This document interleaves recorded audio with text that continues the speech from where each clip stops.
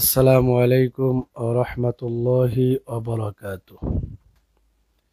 নাহমাদুহু ওয়া নুসাল্লি আলা রাসূলিহিল কারীম, আম্মা বা'দ। ফাআউযু বিল্লাহি মিনাশ শাইতানির রাজীম। বিসমিল্লাহির রহমানির রহিম। ওয়া মা খালাকতুল জিন্না ওয়াল ইনসা ইল্লা লিয়া'বুদুন। মহান আল্লাহ সুবহানাহু ওয়া তাআলার দরবারে অসংখ্য অগণিত শুকরিয়া যে মহান রব্বুল আলামিন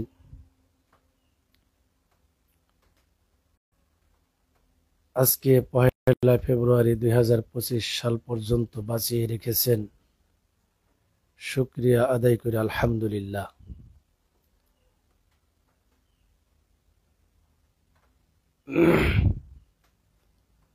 সম্মানিত দর্শক শ্রোতা মণ্ডলী, কাছে এবং দূরে, দেশ এবং প্রবাস থেকে যারা আমার এই আলোচনাটি শুনবেন, সকলের জন্য আমার অন্তরস্থল থেকে ভালোবাসা রইল। তো আজকে আমার দ্বিতীয় লাইভে আসা। এভাবে প্রথমে এসেছিলাম 31শে ডিসেম্বর 2024 সালের রাত্রিতে একটি বিষয়কে সামনে নিয়ে। তারপরে আসি করে আর এভাবে লাইভে আসা হয় নাই, কারণ ব্যস্ততাটা অনেক বেশি। ব্যস্ততা থাকার কারণে ডায়েরিতে নোট করেছি যে হায়াত তো আর বসে নাই, দিন শেষ হয়ে যাচ্ছে, না জানি কখন দুনিয়ার সফর শেষ হয়ে যায়। তো যতটুকু পারা যায় দিনের খেদমত হিসাবে কিছু কথা জাতির সামনে উপস্থাপন করা, এবং প্রথমত নিজে আমলের নিয়ত করা যে আমি যা বলবো নিজে আগে আমল করব, সেই সাথে আমার কথাগুলি যারা শুনবেন তারাও যেন আমল করতে পারেন, এই উদ্দেশ্যেই নিয়ত করেছিলাম। এবং আমি বলেছিলাম যে মাঝে মাঝে ইনশাল্লাহ আপনাদের সামনে উপস্থিত হব, কিন্তু বিভিন্ন প্রতিবন্ধকতা থাকার কারণে, মসজিদ মাদ্রাসা সহ একাধিক ডিউটি থাকার কারণে সময় সুযোগ হয়ে ওঠেনি। তো ইনশাল্লাহ এরপরেও নিয়ত করেছি যে আর এভাবে থাকবো না, ইনশাল্লাহ মাঝে মধ্যেই আপনাদেরকে কষ্ট দেব। তো যাই হোক, যারা আমার আলোচনাটি শুনবেন, আমার অগোছালো কথার কারণে হাসাহাসি করবেন না, আমাকে ক্ষমা সুন্দর দৃষ্টিতে দেখবেন। কারণ হলো, যারা সচরাচর সব সময় এগুলা করতে অভ্যস্ত, তাদের মুখে কোনো জড়তা থাকে না, কথা আটকায় না। তো আমি এভাবে আসলে ক্যামেরার সামনে বসে কথা বলতে অভ্যস্ত নই। মূলত আলোচনা করি আপনাদের দোয়ার বরকতে মসজিদের মেম্বরে বসে মুসল্লিদের সামনে। তো তখন আল্লাহ তাআলা যেটা জেহেনে দিয়ে দেন, যেটা জবান দিয়ে বের করেন, সেটাই বের হয়ে যায়। তো মানুষ সামনে না থাকলে কথা বলাটা কষ্টকর, সবাই কথা বলতে পারে না। তো যাদের অভ্যাস হয়ে গেছে তাদের সমস্যা হয় না। বাকি আমার মতো যারা হয়তো নতুন, এভাবে শুধু একা একই কথা বলবে, তাদের জন্য প্রাথমিক অবস্থায় একটু কথা এলোমেলো হয়ে যাওয়াটাই স্বাভাবিক, যেমন আমার হচ্ছে। তো যাই হোক, কথা দীর্ঘায়িত করব না। শুরুতে একটা কথা না বললেই নয়।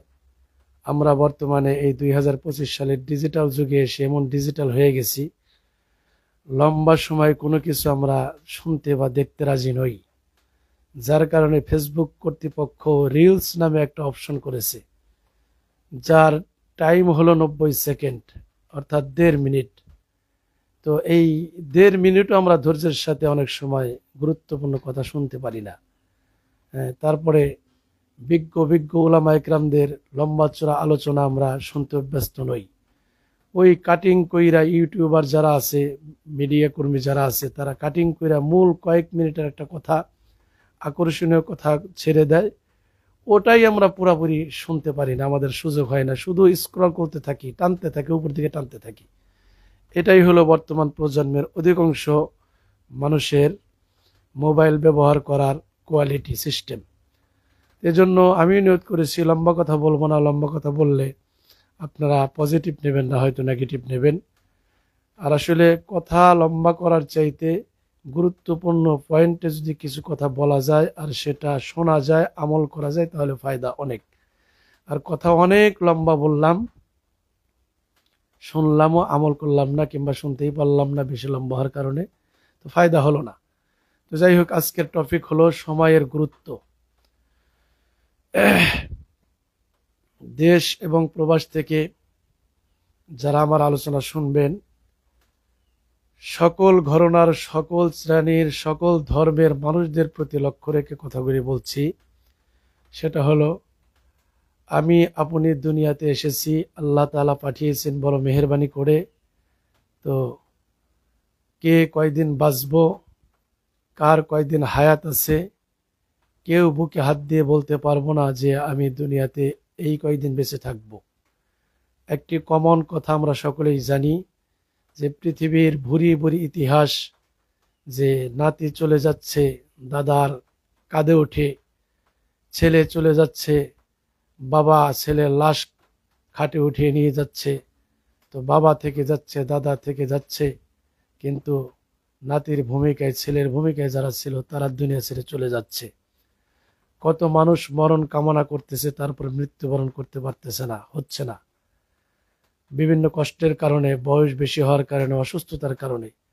আবার কত মানুষ সন্তানাদি অসুখ বিসুখ হইলে আল্লাহর কাছে কত কিছু দোয়া দরুদ থেকে শুরু করে কত মান্নত পর্যন্ত করতেছে যে আমার কলিজার টুকরা সন্তান যদি 2টা বছর বেঁচে থাকতো, 5টা বছর বেঁচে থাকতো। কতজনের তো সন্তান আল্লাহ তাআলা দেন, একের পর এক নিয়ে যান। তো এভাবেই অনেকে হায়াত ভিক্ষা চাইতেছেন। অনেক পিতামাতাতে এমন আছেন যে আমার হায়াতটা আমার সন্তানকে দিয়ে দাও, আল্লাহর কাছে এভাবে দোয়া করে যে আমার হায়াত, পিতামাতা এভাবে বলে যে আমার হায়াত আমার সন্তানকে দিয়ে দাও। বিশেষভাবে যে সমস্ত ফ্যামিলিতে সন্তান একের পর এক মারা যাওয়ার প্রবণতা আছে, ওই সমস্ত ফ্যামিলিতে এভাবেই আল্লাহর কাছে আমরা আরজি করি, দোয়া করি। তো যাই হোক, হায়াত এক মহামূল্যবান সম্পদ। আমি আপনি দুনিয়াতে এসেছি, কেউ আমরা জানি না কে কয়দিন বেঁচে থাকব। একজন মানুষের জীবনে হায়াতের চাইতে গুরুত্বপূর্ণ বিষয় আর নাই। সবার আগে হায়াত। যদি আমি আপনি সময় পাই, জীবনে বেঁচে থাকতে পারি, তাহলে অনেক কিছু করার স্বপ্ন দেখতে পারি, অনেক কিছু আমার দ্বারা করা সম্ভব। আর হায়াতই যদি না থাকে, দুনিয়ার সফর যদি শেষ হয়ে যায়, তাহলে তো কিছুই করার নাই, কিছুই করতে পারবো না। তো আল্লাহ তাআলার মেহেরবানি দেখেন, আমরা দেখতে দেখতে যারা জীবিত আছি, এই তো মনে হইল সেদিন 31শে ডিসেম্বর 2024 সাল চলে গেল। 1 জানুয়ারি আমরা দেখলাম নতুন সূর্য 2025 সালের। কেমনে কেমনে আমাদের জীবন থেকে একটি মাস শেষ হয়ে গেল। আজকে 1 ফেব্রুয়ারি 2025। কেমন জানি আমার কাছে ধারণা যে সময়ের কোনো বরকত হচ্ছে না, সময়ের কোনো বরকত আমরা পাইতেছি না। একটি মাস মনে হইল যে একেবারে মুহূর্তের মধ্যে আমাদের জীবন থেকে চলে গেল। এভাবেই দেখতে দেখতে বাকি 11টি মাসও চলে যাবে। এই তো 2024 ছিল, 2025-এর 1 মাস গেল, আর হয়তো 11 মাস। এই 11 মাসও কিভাবে চলে যাবে আমরা অনেকেই টেরই পাবো না। তো এই জন্য মনে করলাম যে এ বিষয়ে কয়েকটি কথা বলা দরকার। সম্মানিত দর্শক শ্রোতা মণ্ডলী, আমার দিনী ভাই এবং বোনেরা, ফেসবুক বন্ধুরা, আমরা এই মহামূল্যবান হায়াতকে অনেকেই হেলায় খেলায় নষ্ট করে ফেলি। একটা বারের জন্য চিন্তা করি না যে আমি যা কিছু করতেছি, আমার জীবন থেকে কিন্তু সেকেন্ড সেকেন্ড, মিনিট, ঘন্টা, দিন, রাত, সপ্তাহ, মাস, বছর হয়ে আমার জীবন থেকে কিন্তু একের পর এক প্রতিনিয়ত সময় শেষ হয়ে যাচ্ছে।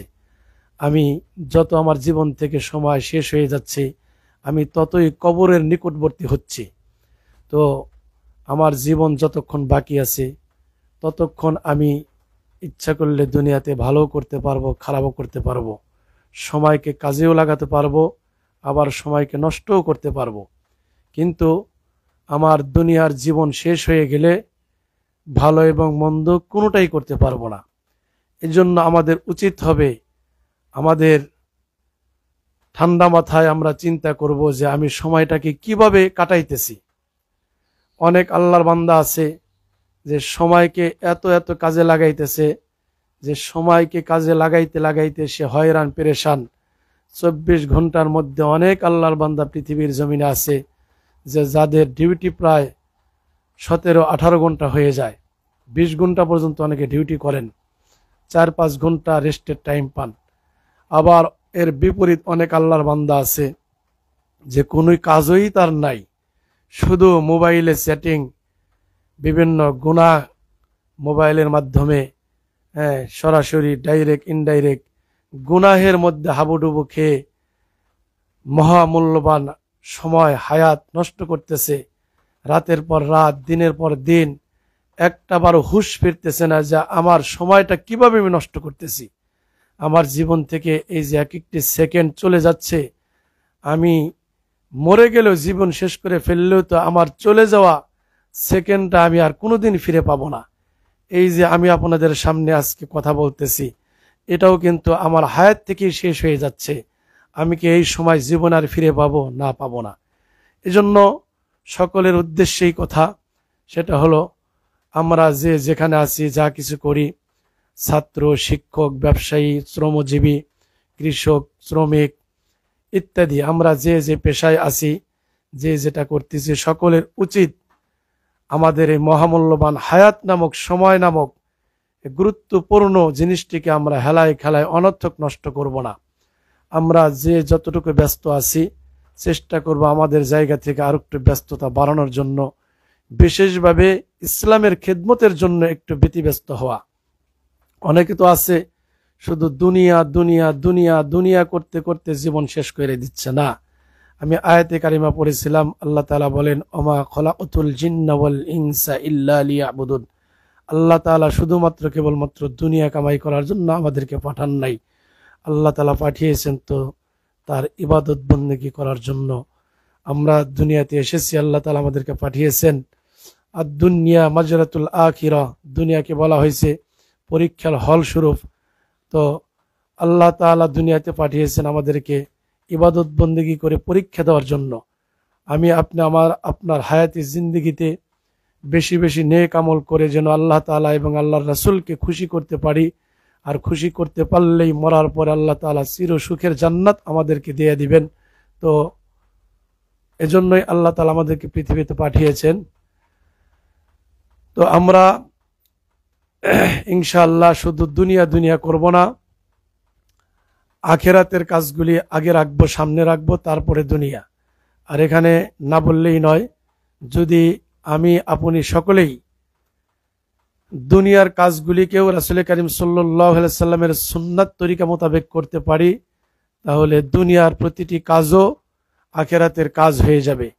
যেমনি ভাবে উদাহরণ না দিলেই নয়, আমি আপনি প্রাকৃতিক প্রয়োজনে বাথরুমে যাই, তো বাথরুমে যাওয়ার এবং বাথরুম থেকে বের হওয়ার, বাথরুমে যতক্ষণ অবস্থান করব, অবস্থান করার বেশ কিছু সুন্নাত রয়েছে। যদি দেখেন যে জিনিসটা আমি আপনি সকলেই না করে পারবো না, করতেই হবে, তো এই বাথরুমে প্রবেশ করা, বাথরুমে যে সময় অবস্থান করব, অবস্থান করতে হবে অতটুকু সময়, এবং বের হব, এই যে তিনটা চ্যাপ্টার যদি আমি আপনি রাসূল করিম সাল্লাল্লাহু আলাইহি সাল্লামের সুন্নাত ফলো করে, সুন্নাত মাফিক, সুন্নাত মোতাবিক যদি এই কাজটি সম্পন্ন করতে পারি, তাহলে এত বড় আপনার কি বলে বাথরুমের মতো একটা কাজও সেটা ইবাদতে পরিণত হয়ে যাবে, সেটাও ইবাদতে গণ্য হবে, আল্লাহ তাআলা সওয়াব দান করবেন।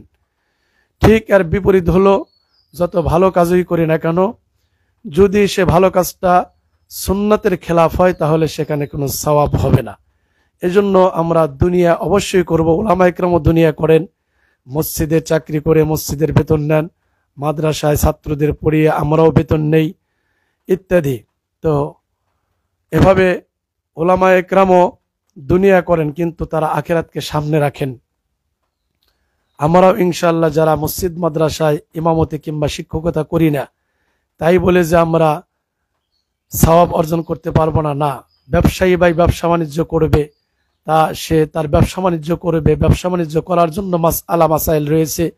কোন তরিকায় ব্যবসা বাণিজ্য করলে সুন্নাত তরিকা মোতাবেক হবে সেটা তাকে জানতে হবে, সেটা তার জানা ফরজ।